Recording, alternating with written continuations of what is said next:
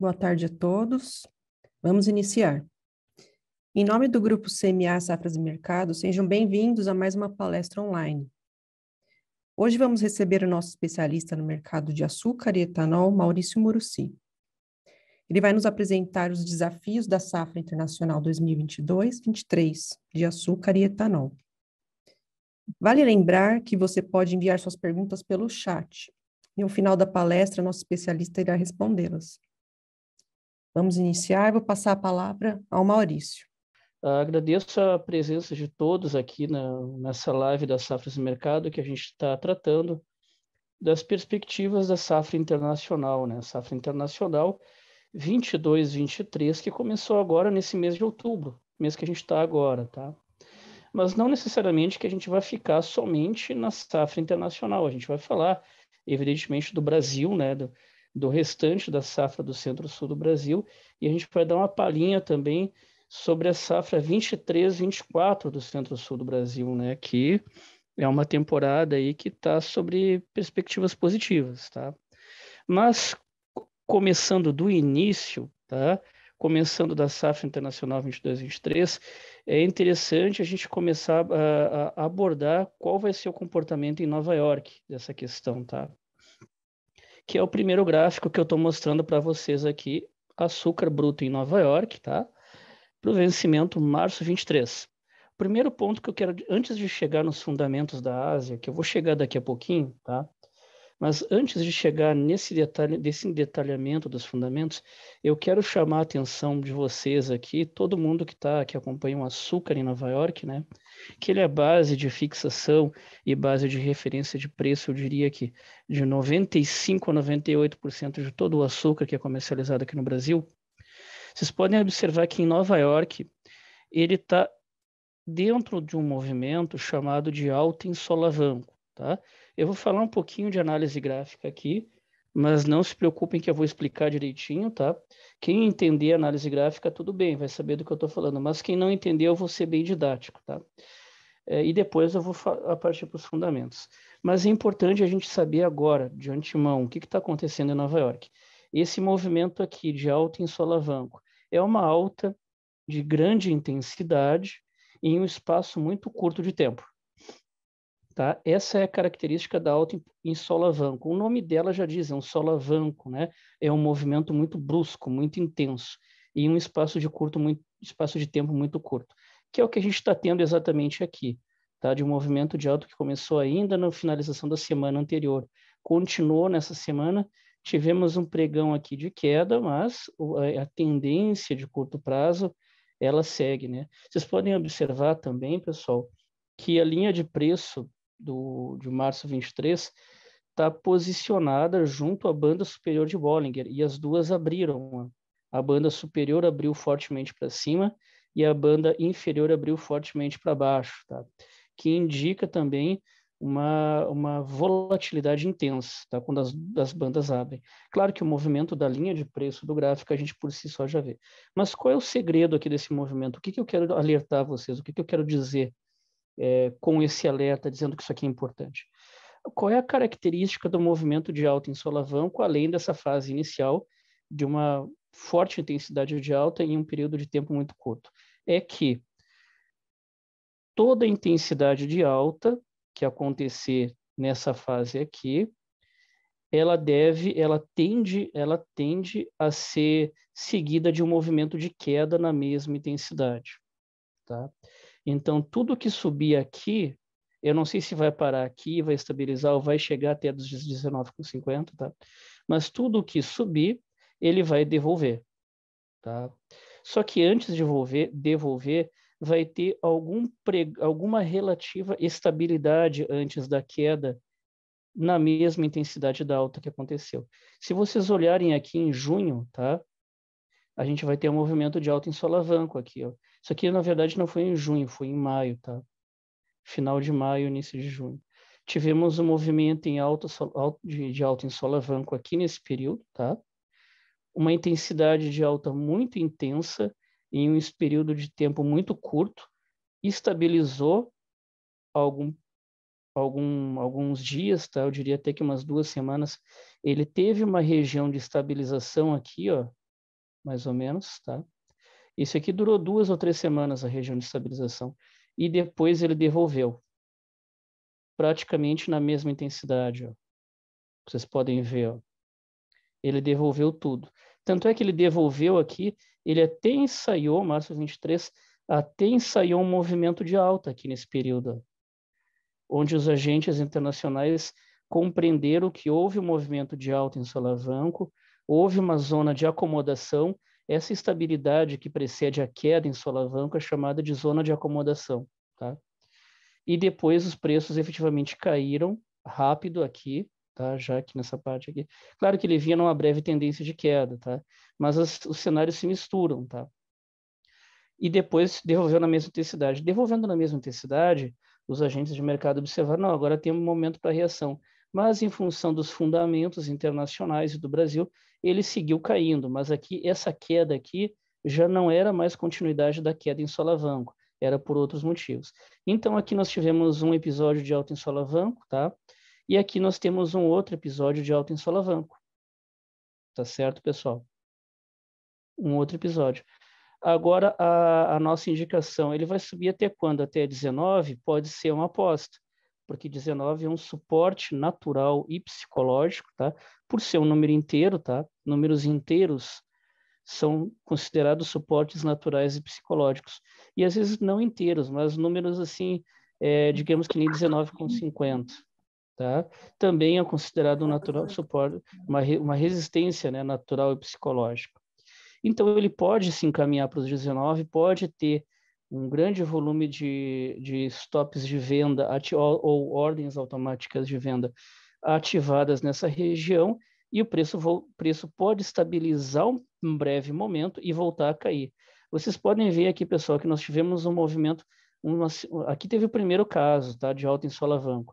Aqui nós tivemos um outro caso de alta em solavanco, tá, que deu uma pequena estabilidade, uma zona de conjunção aqui, mas depois, em 4 pregões, ó, ele voltou para o mesmo patamar. Ó. Vocês podem ver. Também movimento de alta em solavanco, seguida de uma zona de acomodação, tá? Mais ou menos nessa faixa aqui. Isso aqui durou uns 3 dias e depois ele voltou a cair. Tá certo, pessoal? Eu estou recebendo indicações de que está mudo aqui. Seria isso? Está mudo para todo mundo? Não, agora está normal, Maurício. Podemos seguir. Tá. Eu acho que o seu Gregório me mandou uma mensagem dizendo que está mudo. Talvez seja no computador dele, porque está todo mundo me escutando, né, seu Gregório? Então, seguindo aqui, tá? Esse movimento de alta em solavanco, eles ocorrem, eles são muito comuns, e o que a gente está alertando, nós aqui da Safras e Mercado estamos alertando, é que a alta vai continuar até um período de estabilidade, que pode durar 2 ou 3 pregões ou pode durar 2 semanas, é aleatório, tá? Mas depois dessa estabilidade, todo mundo tem que ficar atento que essa estabilidade nos topos, tá? Nos momentos de alta do mercado, ó, vocês podem ver ó, que essa estabilidade nos momentos de alta, ó, ela precede uma queda na mesma intensidade, vai voltar para patamares levemente superiores a 17,50, tá? Ou a 17,40, mais ou menos, onde estava aqui. Tá certo, pessoal? Então, tá? Quando a gente está trabalhando aqui no mercado e tá observando essa tendência de alta que por enquanto está sustentada, ela fica o alerta que essa sustentação de alta vai acontecer até uma estabilidade e essa estabilidade vai preceder uma queda na mesma intensidade. Então vai voltar para os 17,50, talvez até 17,40, 17 a base 17. Isso é uma leitura de análise gráfica, tá, pessoal? Mas e os fundamentos, tá? E o que os fundamentos dizem disso aí? É importantíssimo, eu diria que é vital a gente contextualizar essa análise gráfica sempre com os fundamentos do mercado. Se os fundamentos do mercado, eles confirmam o que a gente está dizendo, tá, pessoal? E o que os fundamentos dizem? Aí eu já vou para o slide seguinte aqui. Eu só vou avançar um pouquinho, mas depois vou voltar. O que os fundamentos dizem, pessoal? Os fundamentos dizem que está em curso, tá? Uma safra. Só um segundinho. Está em curso uma safra muito volumosa na Ásia, tá certo? Uma safra muito volumosa na Ásia. Não só da Índia, esse primeiro slide aqui é da Índia, mas temos também a Tailândia, que eu vou chegar daqui a pouquinho, né? Mas o ponto central, tá, é a Índia. Primeiro ponto, esses aqui são os dados do relatório mais recente da Secretaria de Agricultura dos Estados Unidos, tá? E o USDA, tá? E esses dados dessa secretaria, eles dizem, ainda em maio, tá? O relatório é semestral. Agora em novembro, mês que vem, não, mas no final de novembro, nós teremos outro relatório. E esse relatório de maio, tá? Já apontava que a Índia teria uma produção de 35,8 milhões de toneladas, tá, pessoal? 35,8. Claro que vindo de uma safra 21-22 que terminou no mês passado, em setembro, de 36,8, ou seja, vai cair pouco mais de 1 milhão de toneladas. Ah, mas então a Índia vai ter uma queda na sua safra. Sim, mas uma queda, segundo os dados do USDA, uma queda relativamente moderada. Ela vai estar ainda perto dos seus níveis recordes. Mas isso aqui são dados de maio, como eu falei do USDA, que tem, infelizmente, eles têm apenas um relatório semestral. Mês que vem vai ter o segundo relatório do ano de 2022, né, de oferta e demanda mundial do USDA, onde esse valor aqui de 35,8 milhões de toneladas, muito provavelmente, tá, é a estimativa das safras de mercado, que ele seja ajustado para um volume entre 38 a 40 milhões de toneladas, tá? Então, esses dois, a safra a corrente 22-23 internacional, tá?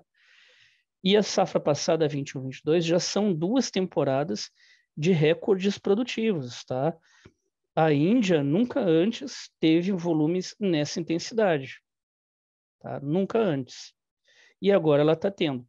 Mesmo que tenha um ajuste, considerando esses números do USDA, negativos de pouco mais de 1 milhão de toneladas, ainda assim é um ajuste negativo marginal, tá? Em termos de volatilidade percentual, que ainda mantém a produção da Índia no mínimo em 35,8, número ainda não ajustado. Mês que vem, como eu disse, a Secretaria de Agricultura dos Estados Unidos vai elevar, tende a elevar para uma marca entre 38 a 40 milhões de toneladas. Por que 38 a 40 milhões de toneladas? Os dados mais recentes do Ministério da Alimentação da Índia, que é o equivalente à nossa Secretaria de Agricultura, tá, pessoal? Eles indicam um volume de 38 milhões de toneladas, tá? Dados lá da Índia. Mais ou menos 45 dias atrás, um mês e meio atrás, a Indian Sugar Mills Association, tá, estava fazendo um lobby junto ao governo da Índia para que eles elevassem as autorizações de exportações da Índia, né, para a faixa de 8 milhões. Tá? 8 milhões. Essa informação de 8 milhões, tá, ela é um número muito polêmico. Tá? Primeiro, porque se a gente comparar com isso, 8 milhões para a safra 22-23 que a gente está agora, tá? Safra corrente 22-23. Esse é um número muito polêmico. Por quê? No primeiro momento, numa análise superficial, eu diria assim, numa análise superficial, é uma queda, se eu não me engano, de 29% em relação ali aos 11 milhões de toneladas exportado pela Índia na safra passada, que recém terminou em setembro, a 21-22, tá? Mas então assim, tá? Mas então a Índia vai exportar 30% a menos. Então, em tese, isso é um motivo para alta nos preços. Só que a gente não pode esquecer, pessoal, a gente não pode esquecer que a safra passada, 21-22, em que ela acabou exportando 11,2 milhões de toneladas, começou com estimativas de exportação do próprio governo da Índia e da própria Indian Sugar Mills Association na faixa de 5 milhões. Depois esse volume foi elevado para 8 milhões e quando o governo da Índia elevou as suas autorizações de exportações para 8 milhões, eles criaram um teto de exportações de 10 milhões. Então, elevando as autorizações para 8 e criando um teto para 10, eles já estavam dizendo que, obviamente, exportariam 10 milhões de toneladas. E no fim da história, ou seja, no fim dessa safra passada, a Índia exportou bem mais do que 10 milhões de toneladas. Ela exportou 11,2 milhões de toneladas. Ela não respeitou o próprio teto que foi considerado. Depois eles ajustaram o teto, tá? É um teto móvel, entre aspas, né? E eles acabaram exportando, sendo que começaram a safra dizendo que iriam exportar 5 milhões de toneladas, tá? Por que 5 milhões de toneladas? Porque as perspectivas da safra passada eram de exportações, eram de produção interna de 29 a 30 milhões de toneladas, com os dados lá da Indian Sugar Mills Association, com os dados do governo da Índia, né? Eles começaram a safra passada dizendo que iam produzir, né, de 29 a 30 milhões, tá? E acabaram produzindo 35 a 36 milhões de toneladas. E a próxima temporada, né, a Secretaria de Agricultura dos Estados Unidos, replicando dados do governo da Índia, começa com 35 milhões.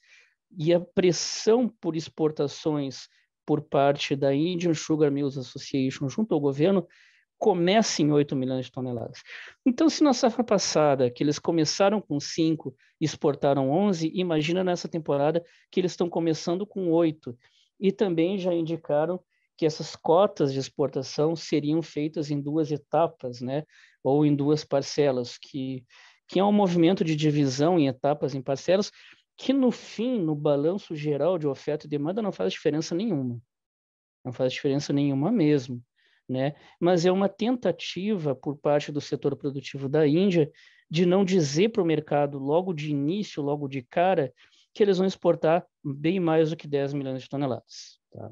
Como eu disse, se na safra passada foi iniciado com um aceno de 5 e ao final da temporada exportaram 11,2, a nossa estimativa das safras de mercado é que na safra atual, que eles começam com um aceno de 8, as exportações totais devem oscilar entre 12 a 15 milhões de toneladas. No mínimo 12. Tá certo? E esse é um dos motivos que vai, que ao longo, né, ao longo dos próximos meses, tendem a manter Nova York negativamente pressionada. Tanto é que, indo um pouquinho à frente aqui, pessoal, essa aqui é a curva futura, tá? Da Bolsa de Nova York. Temos aqui os ativos março 23, maio 23, julho, outubro, até outubro 24. Olha a tendência dos preços. É a curva futura Nova York. Vai lá para 16. 16, e não é 16,90, 80, é 16,30, 16,20, né? Por isso que a curva futura de Nova York está com essa inclinação. Mas é claro, isso no médio a longo prazo, tá? E ao contrário do que o Keynes diz, no longo prazo nós estaremos vivos para ver essa curva futura aqui se manifestar e a oferta da Índia entrar no mercado e derrubar os preços, né? Nesse caso aqui, aquela frase do Keynes, que no longo prazo nós estaremos mortos, que todo mundo adora repetir, nesse caso aqui não está válida, nesse caso não é válida, né? O que é válida, sim, no longo prazo nós estaremos vivos para acompanhar essa queda nos preços aqui. Voltando aos dados da Índia aqui, pessoal, só para seguir em frente aqui, né? Outro vetor, tá? Outro vetor que reforça essa questão de aumento na oferta internacional, começando pela Índia, tá? Não é só a produção e as exportações, são os estoques também. Os estoques ali devem começar em 14 milhões de toneladas e devem finalizar em 16 milhões de toneladas, que, ao meu ver, é até um número conservador. Os dados reais aí, isso aqui são dados ainda de maio, tá, pessoal? São os dados mais recentes que nós temos, né? Mas a partir dele e com novas sondagens no mercado, nós fazemos as nossas atualizações estimativas. Então, ao nosso ver, é claro que os estoques vão começar em 14 milhões de toneladas, mas esse 16 milhões de toneladas aqui, que são o final da safra atual, eles certamente vão para 18 milhões de toneladas, tá? Ah, mas e a produção de etanol da Índia? Porque a gente pega o óleo, vê o clipping de notícias no mercado internacional, né, pessoal? A gente vê esse clipping de notícias e é o que a gente mais lê, né? Ah, mas a Índia, eles até recentemente mandaram uma delegação aqui no Brasil. Quem recepcionou eles foi, se eu não me engano, foi a única, né? E entrou muito em voga essa questão aí do, da produção de etanol lá da Índia, né? E quanto a essa questão do etanol, quais os efeitos do etanol aí nesse balanço de oferta internacional, né, pessoal?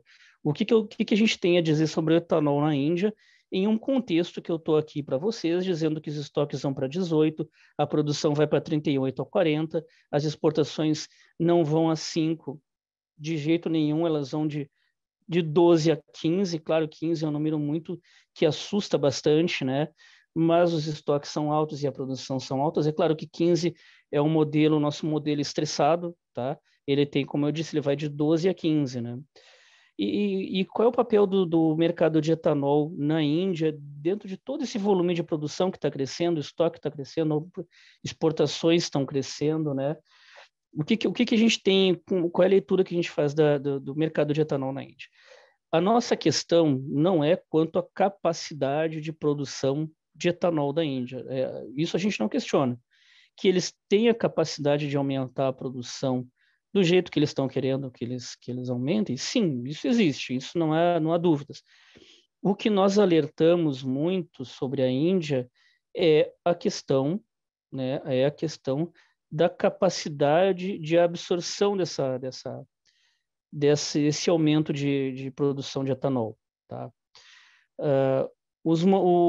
A frota de veículos da Índia, ela é uma frota de veículos que não é flex, ela é movida a gasolina, tá? Ainda em agosto, no início de agosto, o ministro de Infraestrutura da Índia deu uma declaração no mercado, tá? Deu uma declaração lá para a própria Indian Sugar Mills Association, né? De que o governo do país está estudando criar linhas de crédito para as montadoras de veículos na Índia passarem a fabricar veículos flex. Tá? Isso em agosto agora de 2022, ele deu essa declaração. Então a gente pensa assim, ó, se em agosto de 2022 o governo está pensando em criar uma linha de crédito, daqui que essa linha de crédito se efetive, daqui que as montadoras captem essa linha de crédito, e daqui que as fábricas de veículos na Índia se adequem à produção de motores flex e não mais o motor a gasolina que eles têm ali, tá? Vai passar muito tempo, vai passar no mínimo 1 ano e meio, 2, tá? Mas isso é só o primeiro passo, pessoal, isso é só o primeiro passo. Porque a gente tem que compreender que a Índia é um país de escala continental que nem o Brasil, de uma população maior aqui daqui do Brasil. Em média, o PIB per capita da Índia é menor que o PIB brasileiro. Então, o cidadão médio lá na Índia, o cidadão médio, ele não tem uma capacidade de trocar carro tão boa que nem nós aqui no Brasil, que também não é todo mundo que faz isso aqui no Brasil, tá? Mas como a gente já vem numa política de décadas de veículos flex, a gente está com a nossa frota praticamente 100% flex, como a gente já vem há décadas fazendo isso, né? A Índia não, a Índia recém está começando a pensar nessa questão. O que eles consomem de etanol é o blend na gasolina, que lá é 10%, né? Lá é 10%. Aí 2022 e até 2025 eles querem passar para 20% ou 25%, ou seja, mais do que dobrar em 3 anos, né? E sendo que nos últimos 7, 8 anos, o blend deles era em 5 a 8%, né? E agora está em 10%.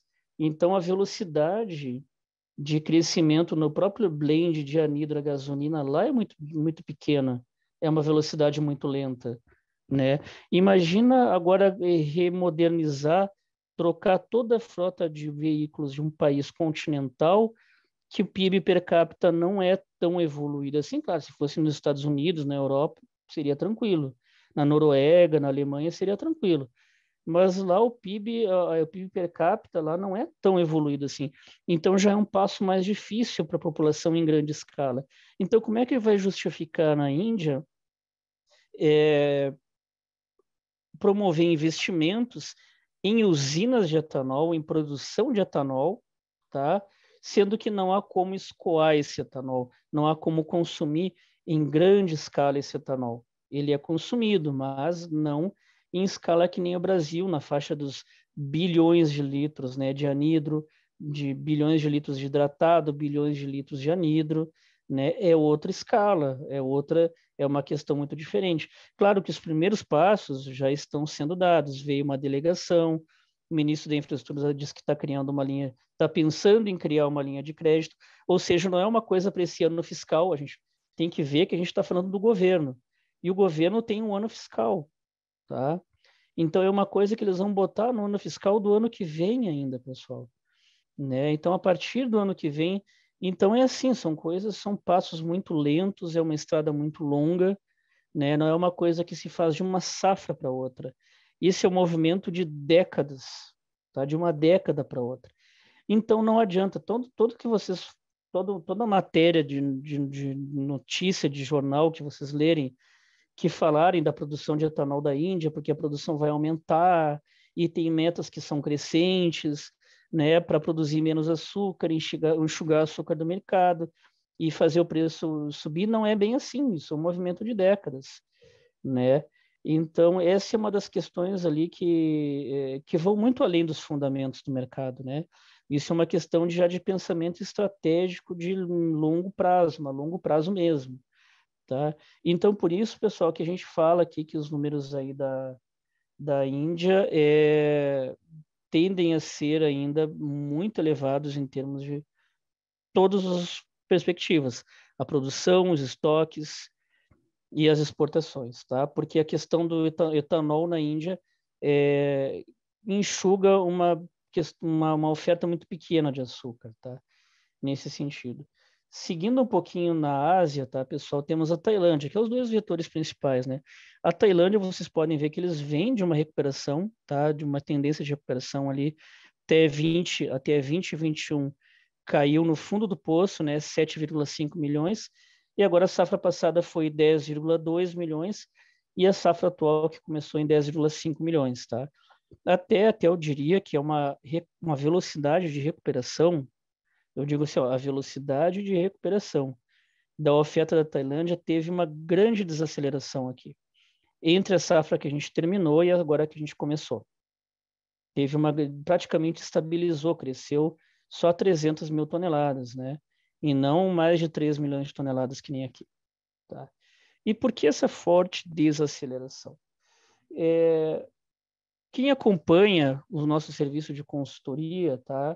Eu sei que tem amigos aí que estão aqui na live que são da consultoria, sabe, nós mandamos relatórios de acompanhamento das chuvas de monções na Ásia. Até terminou pelo calendário oficial, a temporada de monções na Ásia terminou mês passado, em setembro. Tá? E essas chuvas de monções na Ásia vieram em grande parte ou dentro da normalidade ou até mesmo acima. Ficou equilibrado em termos de área, assim. Ou foi dentro da média, que é uma média muito alta, a média histórica dos últimos 50 anos é uma média muito elevada, ou acima dela.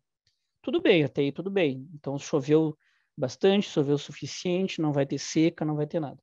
O detalhe é que se a gente pegar o mapa da Tailândia e comparar com os gráficos que mostram a evolução das chuvas de monções, onde foi acima, abaixo e dentro da média, a gente vai observar que lá na Tailândia está situado numa região, tá? A região, o país inteiro da Tailândia, está situado numa área em que as monções vieram abaixo da média. Tá? Monções abaixo da média na temporada 2020, no ano agora de 2022, tá? E é por conta disso, tá, pessoal? É por conta disso que a velocidade de crescimento ou de recuperação da safra da Tailândia diminuiu tanto. Foi de 7,5 milhões para 10,2, né, um crescimento elevado, e agora de 10,2, estou olhando os números aqui, tá, pessoal? De 10,2 para 10,5 milhões de toneladas. Aqui um crescimento de 2,64% parece muita coisa, mas aqui a gente já tem uma velocidade grande. e essa velocidade grande desacelerou fortemente, porque as chuvas de monções vieram muito abaixo da média na Tailândia. Na Índia veio regular a superior, como eu disse. Áreas muito pequenas na Índia, muito pequenas mesmo, vieram abaixo da média. Eu diria que 95% do território indiano ou estava acima da média ou estava dentro da média, que é uma questão muito positiva chover dentro da média, né, das chuvas de monções, mas a mesma sorte a Tailândia não teve. Tanto é que praticamente estabilizou a produção frente ao ano anterior. Tá? Ano anterior que teve uma forte recuperação frente ao ano retrasado. Tá? Nesse sentido, a Tailândia está até aumentando as exportações, né? Porque ela vai ter capacidade disso. Vai produzir 10 milhões e meio e vai exportar 11. Da onde que vai ser essa diferença aí de 500 mil toneladas? Sai da onde? Dos estoques, tá? Estoques caindo de 9 para 6 milhões no início da temporada, né? E caindo de 6 para 3 no final da temporada, tá, pessoal? Então, a Tailândia, até vocês podem ver o gráfico aqui, ó, que as exportações e a produção, elas praticamente se encontram desde a safra passada, que a gente terminou, que a gente recém acabou agora em setembro, até a safra corrente, 22, 23, que a gente começou agora em outubro. Lá na Índia, qual o paralelo que eu fiz no gráfico, que eu até nem cheguei no gráfico, né? É a produção e o consumo, né? A gente pode ver que a produção está caindo e o consumo ele segue dentro de um padrão ali de crescimento bem moderado, tá? Até acabei nem falando do consumo, né, da Índia, mas a questão do consumo, eu vou abrir um parêntese rapidamente para falar do consumo, né? Na nossa visão, a Índia não vai ter uma capacidade de ter uma demanda interna de 29 milhões e meio de toneladas, que nem está aqui, que nem o USDA fala em maio, né? Mas lembrando que o USDA apenas reporta os dados que o Ministério da Alimentação da Índia informa para eles, né? Como o PIB da Índia teve dificuldade de crescimento muito grande durante a última crise da pandemia, a Índia foi um dos países mais atingidos, essa queda no PIB que a Índia teve, recém agora se recuperando, não vai permitir que ela tenha uma capacidade de demanda interna nessa faixa aqui, muito menos de crescimento. Na nossa visão, a demanda interna da Índia será 27 milhões de toneladas. Nem 28, é 27, e não 29 milhões e meio. O que tensiona ainda mais o cenário de oferta aí da Índia, que eu falei agora há pouco. Agora, fechando parênteses, voltando para a Tailândia, mesmo desacelerando forte o nível de recuperação, eu não estou dizendo o nível de produção, e sim o nível de recuperação da quebra dos anos anteriores. Nem mesmo com essa forte desaceleração da recuperação, ela vai deixar de exportar. Pelo contrário, ela vai aumentar as exportações, né? Até porque o setor produtivo lá da Tailândia foi muito prejudicado pelas quebras ali do ano de 2019 e 20 e 2021. E mesmo recuperando forte, ainda assim esses 10 milhões e meio ou 10,2 da safra passada estão muito abaixo do ápice produtivo de 14 milhões, de 14,5, 14,7 nas temporadas ali 17, 18 e 18, 19, né? Então, como o setor produtivo foi muito prejudicado e recém agora que ele está começando, eles estão aproveitando para vender o máximo que eles têm para conseguir recuperar, né? A questão financeira que para eles foi bem negativa nesse sentido, tá, pessoal? Deixa eu ver só um segundinho aqui se eu passei alguma coisa. Já são 15h35, eu vou passar a palavra para a Adriana, tá? E ela vai dar um recadinho para vocês e depois eu volto.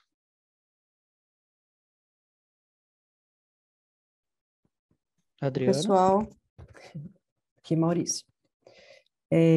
A plataforma Safras reúne tudo em um só lugar. Temos conteúdos como preços físicos em bolsas, gráficos, análise de curto e médio prazo e muito mais. Todos os conteúdos são elaborados pelos especialistas de safras em mercado, como o Maurício, que atua no açúcar e etanol. Aproveite tudo que a plataforma Safras oferece para você prever no mercado e sair na frente para tomar as suas melhores decisões. Para confirmar o seu acesso, basta posicionar na câmera do seu celular com o QR Code que está na sua tela. Ou, se preferir, clique no link que está em nosso chat. Lá você pode confirmar seu interesse em aproveitar todo o ecossistema de informações do agronegócio e acessar gratuitamente todo o que a plataforma Safras oferece.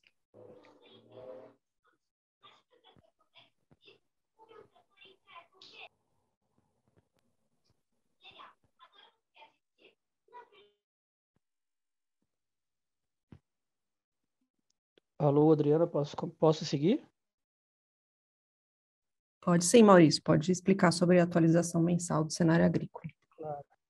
Não, aqui brevemente a gente tem um serviço de atualização mensal desse cenário agrícola. É basicamente uma call de mercado que a gente faz dentro do serviço de consultoria da Safras e Mercado, com a demanda do cliente, né? Com encontros quinzenais, encontros mensais, que a gente faz, como o nome mesmo diz, ele é autoexplicativo, né? É a atualização mensal do cenário agrícola. Eu falo dos preços, eu falo das tendências, eu falo de todas as questões que estão em voga no mercado. Tá certo, pessoal? E basicamente esse é o serviço de atualização mensal do cenário agrícola. Posso seguir, Adriana? Pode sim, Maurício. Certo. Então eu estava falando ali, pessoal, estava falando do cenário internacional, né? Estava falando de Nova York, da Índia, da Tailândia, estava falando ali de como a sobreoferta do mercado da Ásia vai impactar nos preços em Nova York. E toda essa questão da Ásia que eu falei ajuda a explicar por que, que o preço em Nova York, por mais que ele siga avançando aqui, tá? É uma dúvida ainda para nós, se ele vai para 19 ou 19,50 ou vai até 20, mas é praticamente uma certeza que ele vai seguir os movimentos dentro da tendência de alta em solavanco, que ele vai subir o quanto ele tiver que subir, vai estabilizar e depois vai cair na mesma intensidade e vai voltar para cá. E por que, que ele vai voltar para cá para 17,50? Ele vai voltar nesse nível, por quê? Por causa dos fundamentos da Ásia que eu falei agora há pouco para vocês. Tá certo, pessoal? Aqui eu coloquei um gráfico, tá? Essas são as médias mensais em centavos de dólar por libra peso do açúcar bruto em Nova York. Sempre tomando o contrato driver, tá? Então, se a gente olhar para setembro, né, para agosto, a gente vai pegar março 23, mas para trás a gente pega os outros até então drivers, né, que era outubro, que era julho, né, que era maio, né, mas basicamente considerando sempre a posição driver, a gente vê também uma tendência de queda, tá? Uma tendência de queda desde abril, tá? O que é autoexplicativo também, porque, claro, que é uma tendência em leve queda, né? Mas por que uma tendência em leve? Por que a partir de abril? O que aconteceu em abril, pessoal? Começou a safra nova do Brasil, né? Então, por mais que Nova York esteja reagindo no curto prazo, né, a pressão da Ásia vai seguir mantendo essa tendência, que essa linha vermelha é Nova York, tá? A média desse ano é Nova York. A pressão da safra nova da Ásia vai seguir mantendo a negatividade na média de preço de Nova York.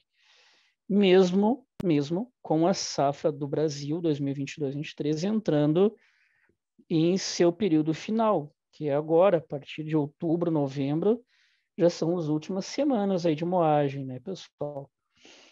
Então, aqui eu tenho só uma tabela que descreve essas médias, né, o quanto ainda no ano, ainda que em tendência de queda, o açúcar em Nova York se posicionou sempre frente à média do ano anterior, né, 2021, né? Todas essas tabelas aqui são trabalhadas, a gente analisa, a gente faz uma análise no serviço de consultoria, tá? Que na virada de cada mês a gente manda. Mas é interessante observar que o padrão de 2022, em média, é um padrão de manutenção de ganhos, né, no ano, tá? Pegando a sua comparativa anual. Mas também é interessante observar, pessoal, que esses ganhos estão diminuindo, ó.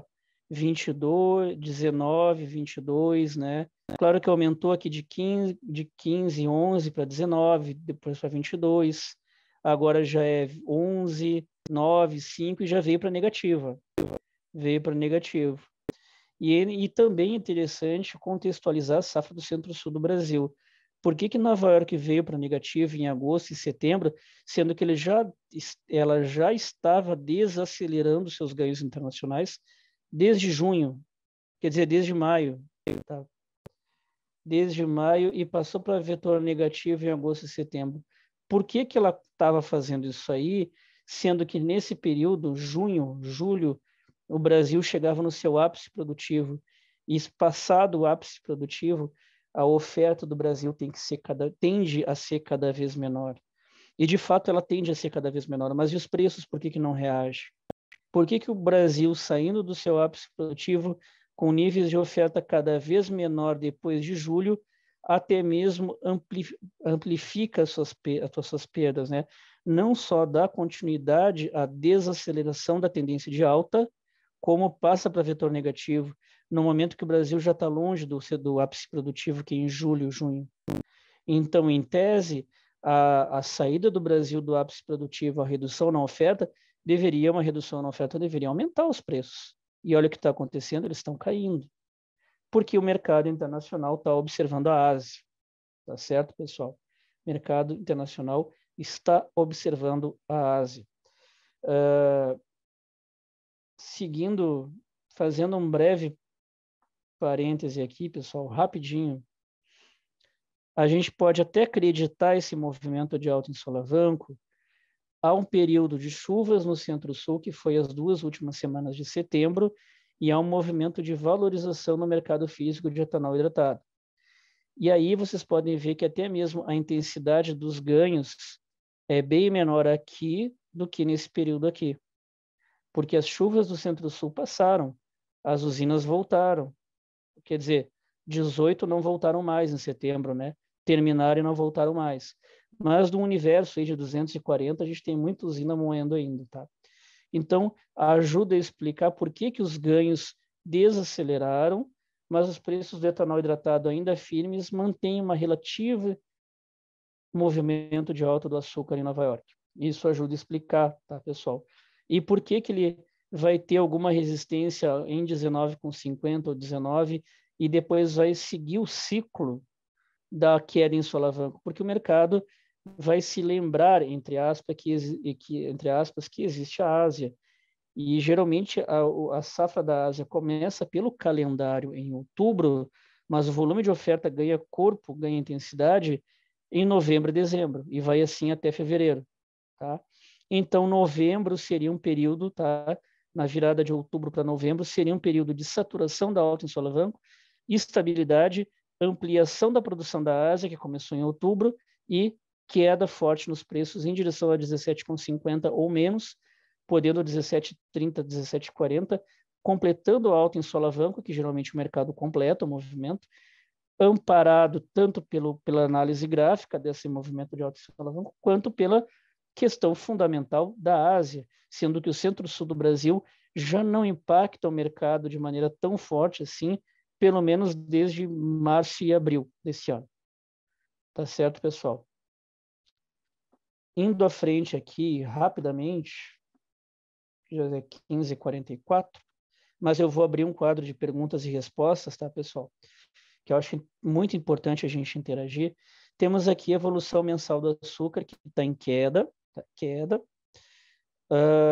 pela uma questão de baixa demanda das indústrias, mas a partir de outubro e novembro as indústrias tendem a voltar no mercado, se preparando para o consumo extra de final de ano, e ao mesmo tempo em que a oferta, como eu falei agora há pouco, do Centro-Sul do Brasil, declina pela sazonalidade do período, né? Querendo ou não, a oferta termina. E nesse sentido, pessoal, é interessante vocês prestarem bem atenção nisso aqui. Os preços internos do açúcar e do etanol devem refletir, obviamente, bem mais o término da safra do Brasil do que Nova York. Isso parece muito óbvio, mas na verdade não é tanto. Porque geralmente, claro que o preço mercado interno sempre reage mais, mas a novidade é Nova York, que geralmente Nova York reflete a saída de safra do Brasil com preços mais altos. E agora não. Nova York tende a continuar caindo, apesar de alguns movimentos de alta no meio do caminho, que é o que a gente está tendo agora. Por quê? Não pelo Brasil, mas pela safra nova da Ásia, que eu falei agora há pouco durante a nossa palestra aí com vocês, tá, pessoal? E o mercado físico está nessa tendência de queda, mas vocês podem ver que janeiro, início do ano, geralmente é um período de preço mais alto, então ele vai retomar esse movimento aqui. em direção a, só um segundinho, 135, 138, né? Até fevereiro, tá? E depois, claro, com a proximidade aqui do início da safra nova 22, 23 do Brasil, tá? Quer dizer, 23, 24 do Brasil, ele vai seguir o seu ciclo de baixa. Mas aqui, daqui até fevereiro, tem um ciclo de alta pela frente, tá, pessoal? De 126, 128, 133, gradualmente até 138. Dali, satura em 138, e aí, né, satura em 138, e lá a partir de abril ele começa um movimento mais intenso de queda. Lembrando que abril deve ser uma safra, que a safra 23, 24 deve ser uma temporada um pouquinho melhor nesse sentido, tá? Antes de chegar aqui na arbitragem, tá, pessoal? É interessante, já que eu estou falando da 23, 24, nós temos no serviço de consultoria, que eu falei agora há pouco, relatórios de clima, relatórios mensais de clima, tá, que a gente atualiza na última semana de cada mês. Geralmente nos 2 últimos dias úteis do mês ali, a gente atualiza um relatório mensal mostrando os mapas de chuva 3 meses à frente. Então, agora, no final de setembro, nos últimos dias de setembro, nós atualizamos esse relatório, pegando chuva mensal de outubro, novembro e dezembro. E todo mês a gente faz isso, sempre pegando meses à frente, tá? No serviço de consultoria. E o que esses mapas têm dito para nós, pessoal? Esses mapas têm dito que a entre-safra do Brasil vai ser uma entre-safra muito chuvosa, tá? E muito regular até, dentro de um período de forte intensidade de chuva que nós esperamos. E essa regularidade, essas chuvas intensas, e vai ser em todos os canaviais do Centro-Sul, tá?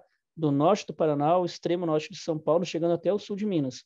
E pegando também ali Mato Grosso do Sul, Goiás, né? Todo o centro-oeste também. Então, esses mapas mostram que a chuva vai ser regular, que a cana vai ter uma capacidade de crescimento muito intensa e positiva, e que agora a safra 23, 24, nós não temos ainda um levantamento pronto, até porque é muito cedo, mas em dezembro, no final de novembro, na entrada de dezembro, a gente vai ter. Mas uma prévia que eu posso adiantar para vocês é que os próximos números de volume de cana do Centro-Sul estão em linha ali de 568, 565 milhões de toneladas, tá? Com uma probabilidade muito grande de ir para 70. Não é muito difícil que vá para 70. Mas o que a gente está vendo agora é mais ou menos esse patamar aí para a safra 23, 24. Essa é a palhinha que eu tinha dito que ia dar para vocês aí, que vai ser uma safra de volume maior de cana, com entre safra chuvosa, regular, as usinas tendo um tempo maior de maturação, algumas voltando mais cedo, mas o que importa é a regularidade, que vai proporcionar um volume de cana aí bem intenso. Nós não estamos muito em linha com aquele volume que a Conab está dizendo de 514 para a safra atual no segundo levantamento feito em agosto, tá? Nós acreditamos que eles jogaram muito para baixo esse volume, não é isso que a gente está observando, a gente está vendo até um volume ali de 540, 545, né? Claro que houveram problemas de seca no Centro-Sul, né? Mas não prejudicaram tanto os canaviais que nem na safra passada, que foi realmente um período muito complicado, né? Mas nessa também está sendo, mas não tanto assim. E a próxima entre safra, como esses mapas aí que nós trabalhamos em termos mensais já indicam para nós, que vai ser chuvosa, que vai ser interessante nesse sentido. Tá certo, pessoal? Olhando para a arbitragem do açúcar frente a Nova York, nós temos aí, claro, do açúcar frente do etanol, né, frente ao açúcar de Nova York. Nós temos a manutenção de um nível de negatividade do hidratado frente ao açúcar de Nova York, né, numa faixa aí ao redor dos 13%, né, de 13 a 12%, desde agosto, tá? Que na verdade a virada foi mesmo no início de agosto, tá? E de lá para cá ele aprofundou. Essa recuperação aqui ocorre em função da recuperação dos preços domésticos, tá? E vocês podem ver que o açúcar ele está relativamente flat, ó, ele não tem uma volatilidade tão grande quanto Nova York. Agora, com a entre-safra do Brasil, tá? O etanol no mercado interno brasileiro hidratado com base em Ribeirão Preto, tá, pessoal? Ele tende a seguir dar continuidade à sua tendência de alta. Por sua vez, o açúcar, mesmo mesmo frente a alguma reação de curto prazo, por conta da alta em Nova York, ele tende a retomar sua negatividade, que nem eu falei agora há pouco, com o aprofundamento da safra da Ásia, né? E aí vai haver uma convergência aqui entre o açúcar em Nova York, que vai continuar caindo, e o etanol em função da Ásia, e o etanol hidratado no mercado físico que vai continuar subindo em função da entre-safra do Brasil e da proximidade do final do ano, que tem um aumento, que traz consigo um aumento mais intenso na demanda, tá, pessoal? E aí demanda maior, com finalização do ano, preços mais altos no Brasil, para o hidratado. E açúcar, como eu falei, em queda pela Ásia. Esse aqui é um gráfico, pessoal, que mostra, é um gráfico de média mensal, tá? Eu pego esse comparativo, um percentual aqui, que é a diferença dos dois a cada dia, traço uma média mensal e comparo a média mensal desse ano, né, que é na barra vermelha, com a do ano anterior, né, barra azul, e frente a uma média de 5 anos também, para a gente ter um comparativo histórico, né? Então, vocês podem ver como junho para cá inverteu, né, de positivo para negativo, a barra vermelha, né, que é a questão aí da queda nos preços do etanol, né, o etanol não remunerando tanto, a demanda não reagindo tanto, mas agora esse aprofundamento de negatividade aqui, lembrando que isso aqui é uma média do mês, tá, pessoal? Esse aqui é relativo a outubro, novembro, outubro parcial, né? Essa tendência de queda, ela vai se neutralizar, pessoal, tá certo? Ela vai ser neutralizada, tá certo? Com esse slide aqui, eu encerro a minha apresentação e a gente abre aqui para perguntas e respostas. Passa a palavra aqui para minha amiga Adriana.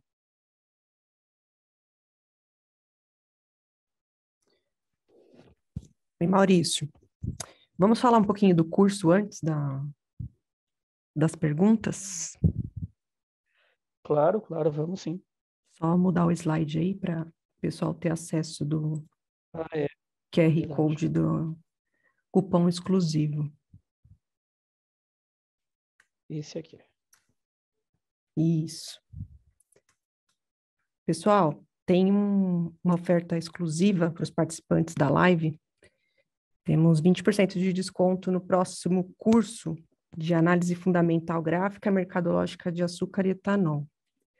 A nossa próxima turma vai ser em novembro, 3 e 4 de novembro, com o Maurício. O nosso cupom de desconto é válido até dia 23 de outubro. Então, aproveitem aí e consigam esse desconto exclusivo. Um dos conteúdos que é abordado no curso são os fundamentos do mercado interno e externo, formação de conceituação de hedge e opções, e entre outros conteúdos aí que o Maurício passa nesse curso, tá? Então, fica a dica para quem quiser se inscrever, tá o QR Code aí na tela e o link aí no chat, tá? Agora vamos seguir lá para o espaço de perguntas.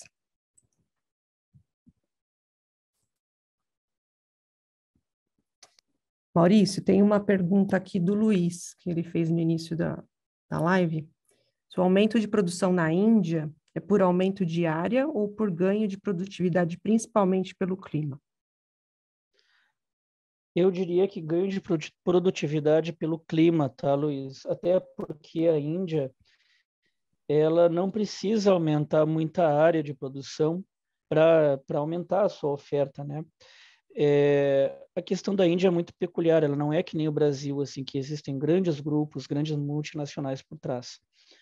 A Índia tem uma característica produtiva do pequeno e médio produtor. Só que eles têm milhares de pequenos e médios produtores. Eles têm 2.000 sindicatos, para você ter uma ideia, de pequenos e médios produtores. 2.000 sindicatos. Tá? Cada um, não digo cada um, mas alguns desses sindicatos têm 4.000 afiliados, tá? 4.000 associados. Então, é pulverizada. A produção de cana-de-açúcar na Índia é pulverizada entre esses pequenos e médios produtores, né? Coisa que no Brasil já não existe, são grandes grupos, grupos multinacionais ou grupos de capital interno, mas o detalhe é que são grandes grupos, grandes extensões de terra. A característica produtiva da Índia também, Luiz, esses pequenos e médios produtores, eles não são exclusivamente de cana. eles são pequenas e médias áreas com muita variedade de cultura, né? Eles têm frutas, eles criam gado, eles plantam cana, evidentemente, né? Tem piscicultura. Então, é um produtor que, se ele achar em uma temporada que a usina ou o sindicato dele não está pagando um valor que ele acha apropriado para o canavial dele, ele simplesmente não colhe aquele canavial, tá? Simplesmente não colhe e deixa para a próxima temporada. Quem sabe o preço esteja melhor, tá? Então, a Índia tem essa característica. Então, geralmente, a área da cana é relativamente muito estática, assim, ela não muda muito. O que muda é o nível de entrega ali dos produtores nos sindicatos, né? Porque é o sindicato lá sindicato dos produtores lá de cana da Índia, um desses vários sindicatos que eu digo, né? Que determinam os preços. É como seria a Consecana aqui, que faz a referência do preço da cana-campo, da canisteira, do ATR, né? É mais ou menos esse mesmo padrão, só que em uma escala gigantesca, num país continental densamente populoso e com uma área rural muito vasta, muito mais do que do Brasil, né? Então, por isso que eu digo, é mais em função de ganhos de chuva, de questão de clima favorável, do que área, dentro dessas características que eu comentei para você. Legal, Maurício. Temos mais uma aqui, do Leder. Ele perguntou se o Brasil demorou décadas para atingir a excelência no etanol, como que a Índia o faria em poucos anos? Essa foi o que eu quis dizer na apresentação, né? Eles não vão fazer em poucos anos. E foi por isso que eu comentei agora há pouco na análise. Essa sua pergunta é bem legal, é bem interessante, porque por isso que eu comentei agora há pouco que quando a gente lê uma notícia no clipping de notícias internacionais, tá? E a gente vê que a Índia vai aumentar tá com uma meta de aumentar o blend, tá com uma meta de construir não sei quantas usinas, tá com uma meta de, né, pegar tanto por cento a mais de açúcar para fabricar etanol. É falácia. Isso é falácia de mercado. Isso não é a realidade. Porque o que eles estão querendo fazer é uma meia-verdade. Eu diria que é uma meia-verdade. Porque, sim, eles têm a capacidade de produção disso aí. Mas o que vai ser feito com esse etanol? Não tem o que fazer com esse etanol, porque a frota deles não é apta a consumir esse etanol, né? Então, esse foi o recado que eu disse. Não se impressionem, não se deixem levar por esse tipo de notícia, que geralmente a origem, vocês podem pegar na Bloomberg, na Reuters, vocês podem pegar aqui nas safras de mercado, né, que às vezes entram na agência, que eles simplesmente replicam o que está no cenário internacional, né? Sai uma notícia lá no bar chart lá, falando isso aí, né? Mas qual é a origem central de todas essas notícias?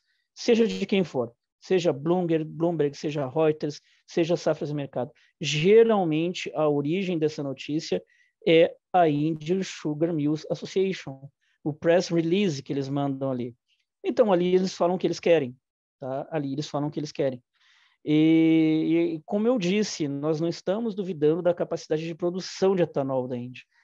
Nós estamos questionando a capacidade de consumo dessa produção, que eles não estão preparados para consumir. E essa aqui vai indicar a sua pergunta. No Brasil demorou décadas, foi o que eu comentei agora há pouco, na análise, né, na nossa palestra. A questão dos veículos flex do Brasil vem de décadas, como você disse. Então, na Índia não tem como resolver isso aí de uma safra para outra, nem de 2 a 3 safras para outra. É, no mínimo, só para criar o programa de crédito do governo, eles estão falando agora em agosto e vai para o ano fiscal do ano que vem, 2022, 23, quer dizer. Né? E a partir dali que vão começar a captar crédito para começar a reconstruir fábrica, né? Readaptar fábrica. Então, assim, é décadas. Então, a Índia não vai resolver isso aí de 2, 3 anos para frente, nem muito menos de 1 ano para frente, né? De um ano para o outro.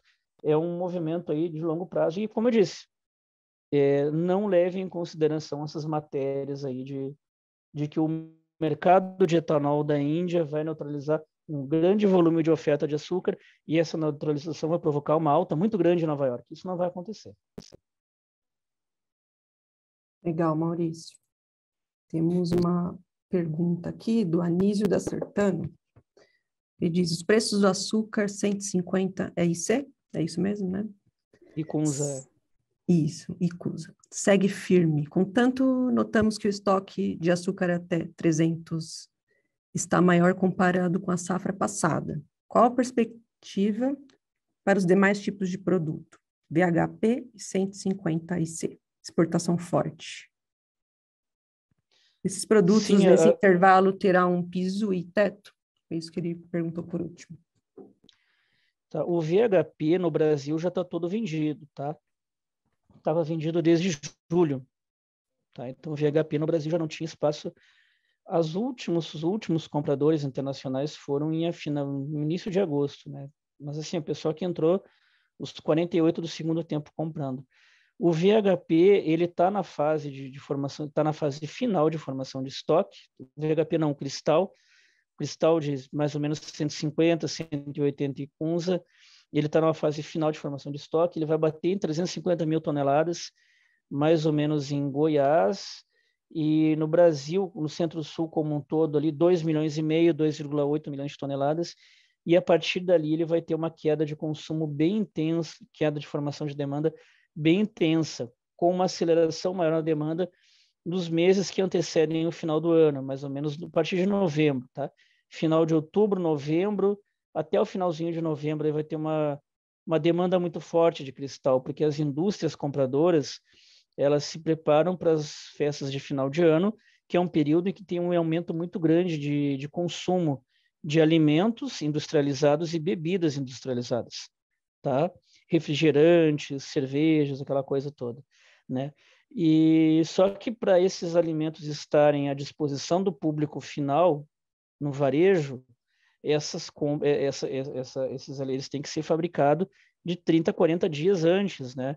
E é um período aí em que as indústrias processadoras entram comprando, né? De outubro, final de outubro, novembro inteiro, para fabricar e fazer a logística para colocar ali nos consumidores finais, né? Mais ou menos no início de dezembro para ser consumido no final do mês. Então, essa é a dinâmica, mais ou menos aí. Demanda forte em novembro, começando no final de outubro. E os estoques, evidentemente, vão recuar bastante nesse período.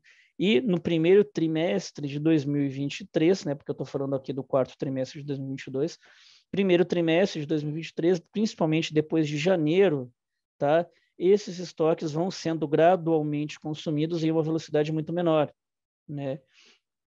E os preços, a base de preço que ele falou para o cristal, teve um gráfico que eu comentei agora há pouco aqui, que ele vai desse 126, que é o piso, para o cristal 150, tá? 150 icons, até o piso de 138, lá em fevereiro, mais ou menos, né? Aí depois, quando volta de fevereiro em março, não só o carnaval que termina, né? Mas a entre safra meio que vai terminando aí para algumas usinas que já tem gente começando a moer em março, tá? Eles não esperam o calendário em abril. E aí, o que acontece em março? O calendário começa em abril, mas em março já tem usina moendo. Aí o que acontece nesse período?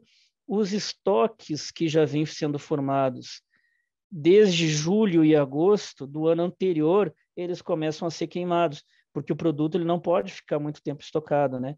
Então, os preços lá em março e abril, eles desaceleram ainda mais, de uma maneira ainda mais forte, né?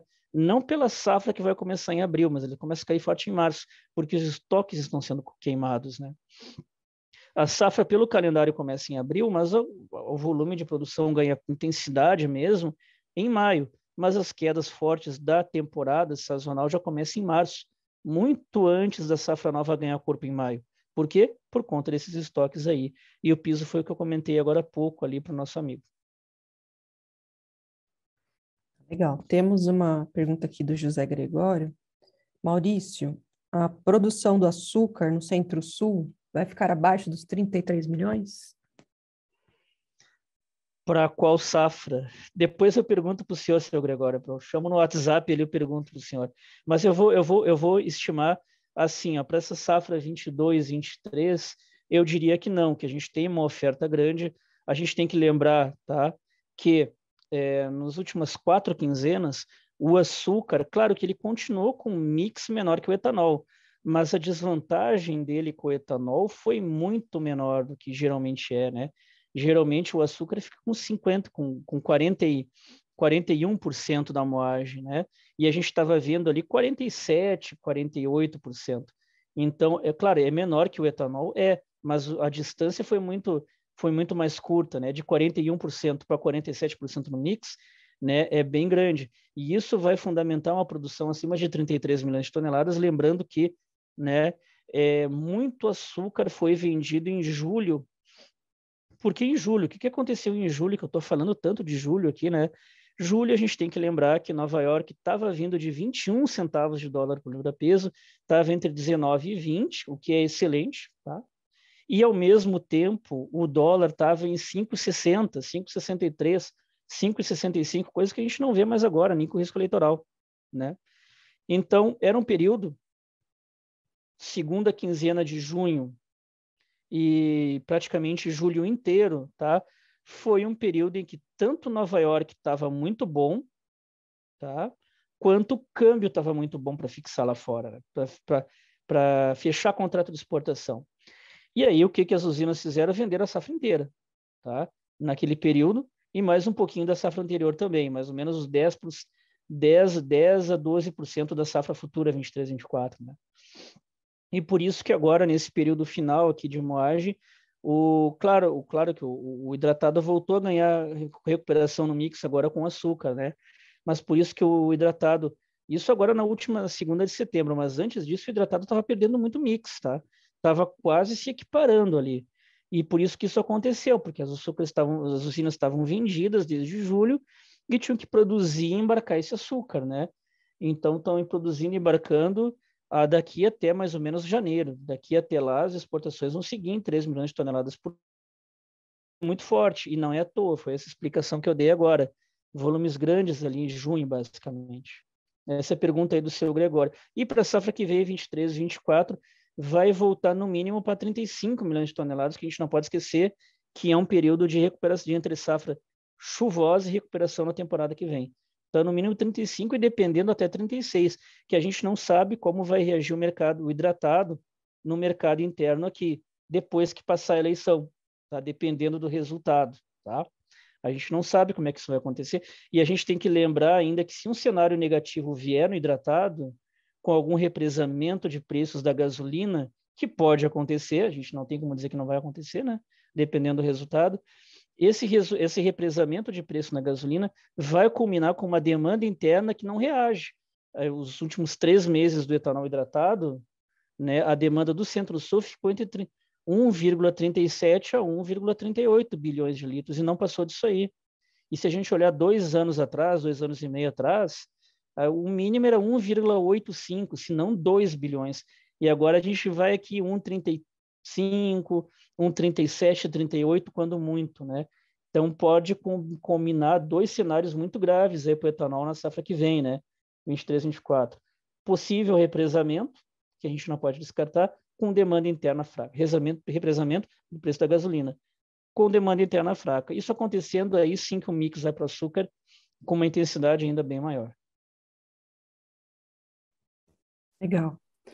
Pessoal, para não estender muito, né, a live, as demais perguntas serão respondidas por e-mail, tá? Pelo Maurício. Mas a gente tem espaço para mais uma ainda, né, Adriano? Tem mais uma, então. Deixa eu ver aqui. Bacana.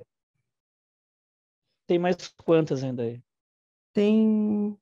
Na verdade, tem mais 2. Então, acho que se você responder rapidinho, acho que dá tempo, ó. Isso. Outra do Luiz, que ele está pedindo aqui para você responder, sobre o custo da Índia e Tailândia estimado acima de 17 CLB.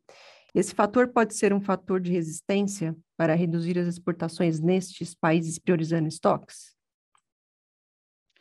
Em tese, sim, se fosse um mercado. Essa pergunta do Luiz é bem bacana, bem legal. Eu gosto desse tipo de pergunta, tá? Eu gosto que a gente força a linha de análise bem mais à frente, né? Muito obrigado aí, Luiz. Então, assim, em tese, sim, se fosse um mercado liberado, um mercado aberto, sem intervenção do governo, sim, teria uma resistência ali, né? Bateria nesses pontos, a Índia exportaria mais, o preço cairia. Porém, né? A gente tem que lembrar que a Índia é um país em que o governo interfere muito no setor produtivo. Na verdade, é o setor produtivo que pressiona o governo para intervir e tem os subsídios. Então, se você pegar, Luiz, todos esses dados de produção da Índia que eu falei agora há pouco e contextualizar que é um volume muito grande de açúcar, que supera em muito a demanda interna, que não é 29, que nem do jeito que eles estão falando é 27, com estoques muito grandes e sem capacidade de aumentar muito a produção de etanol, né, para neutralizar essa oferta, porque não tem o que fazer com o etanol, tá? Ele não dá para consumir tanto assim. A gente vai entender que o setor produtivo, com tudo isso acontecendo, o setor produtivo da Índia vai voltar a pressionar o governo local, né, o primeiro-ministro lá, o ministro da Agricultura, o ministro da Alimentação, aqui na Agricultura, para ampliar o subsídio para eles poderem exportar esse açúcar ao mercado internacional. Essa é a grande jogada. E a gente tem que lembrar, Luiz, que a maior parte dos políticos lá na Índia são eleitos com o apoio do setor produtivo. Eles são muito capilarizados lá, muito bem articulados politicamente, né? Eles são muito bem articulados, que nem diz a Damares, né? Então eles têm seus interesses muito bem representados no setor político. E quando a oferta aperta e os preços meio que não têm capacidade de crescimento, eles usam essa articulação, ganham subsídios e desovam açúcar no mercado internacional. Então, respondendo a sua pergunta, em tese uma resistência, mas essa resistência vai ser, entre aspas, né, rompida pelo aumento dos subsídios aí, que a gente não vê agora nas últimas temporadas, por outras questões, por questões da OMC, por questões que o preço já estava alto em Nova York, né, sem precisar do açúcar indiano, né? Então o governo não precisou da subsídio para eles aumentarem a exportação. O preço já estava alto, já estava remunerando. Então não houve essa questão. Mas não porque a Índia teve uma mudança de mentalidade. Não, é porque não precisou, simplesmente por isso. Tá certo? Temos uma pergunta aqui da Isabela. Maurício, boa tarde. Em resumo, devemos considerar que, para 2023, no Brasil, o consumo de açúcar versus etanol será mais voltado ao açúcar, com custos de saca mais baixos, haja vista a melhora na safra 2023, 2022, 2023, e em custo de etanol também em queda? Tá. O custo de produção por tonelada ou por saca, ele tende a cair pelo aumento da produção, tá? Não pelos vetores externos aí, macro, fertilizantes, petróleo, não por esse detalhe. Tendo uma produção maior, claro que o custo de produção aumenta. O custo de produção por unidade ali, ele diminui, tá? Mas a questão, assim, o cenário internacional, ele é de preços ainda relativamente depreciados, né? Porque eu estou repetindo a tecla, a Ásia vai estar mais presente no mercado, tanto pela Índia quanto pela Tailândia. E batendo em Nova York, tá? Batendo forte em Nova York, derrubando Nova York, as usinas aqui tendem a canalizar mais mix para o etanol, querendo ou não, né? E aí aumenta a oferta do etanol, aumenta a oferta do cristal, e é tudo uma reação em cadeia, né? Claro que uma safra recuperada com chuvas regulares dentro da entre-safra aumenta o volume produtivo, reduz marginalmente o custo de produção, marginalmente. Porque a gente tem que lembrar que o petróleo, agora tem que falar bem rapidinho do petróleo, porque o petróleo dava uma outra live de 1 hora, né? A tendência do petróleo é ter novas valorizações. As sanções contra a Rússia que vão aumentar, que vão ser efetivadas agora em dezembro, vão ser basicamente neutralizadas pela China, tá? Vão ser neutralizadas pela China e a tendência aí de ampliação da guerra da Ucrânia, ela deve se estender ainda mais, mantendo os preços do petróleo aí bem elevados nesse sentido, né? Isso sem falar das taxas de juros dos Estados Unidos. Recentemente, agora veio uma notícia que a inflação veio ainda elevada ainda no mês anterior, né? Então, eles têm problemas inflacionários, as taxas de juros lá nos Estados Unidos devem seguir elevadas, aumentando o custo do capital internacional e formando um vetor de alta aí para as commodities, né? Não só pelo aumento do custo do capital, mas também pelo fluxo internacional que vai para renda fixa e não variável, né? Como são o mercado acionário e o mercado de commodities aí, todas as bolsas internacionais aí que negociam commodities. Basicamente isso, a resposta aí para a sua pergunta. Legal. deixa eu dar um recado para o pessoal. Os participantes que desejarem receber o certificado de participação dessa live, envie o pedido com seu nome para o e-mail marketing@cma.com.br. E aí, na sequência, a gente manda o certificado. E também, para quem quiser rever a live, né? Ela estará em breve, em alguns dias, lá no nosso canal do YouTube. Então, tá aí o link no chat. O pessoal que quiser ser notificado, é só acessar e pedir para ser notificado se inscrevendo lá no nosso canal. Acho que as perguntas já foram respondidas, Maurício. Deixa eu ir encerrando por aqui. Tá certo. Muito obrigado a todas, então. E convido todo mundo, quem quiser conhecer o serviço de consultoria, tem contato diretamente comigo, tá? A gente posso passar vários outros cenários de mercado, vários outros gráficos, estudos e análises. É um espaço que a gente tem aí para estudar bem mais profundamente o mercado. Convido a todo mundo a pedir uma demonstração do serviço de consultoria, que a gente vai ter muita coisa para conversar, muito material para compartilhar com vocês. Legal. Obrigada aí, Maurício. Espero que vocês tenham gostado do conteúdo. Nós encerramos aqui nossa palestra sobre o mercado de açúcar e etanol. Agradecemos a participação de todos e até a próxima. Até a próxima.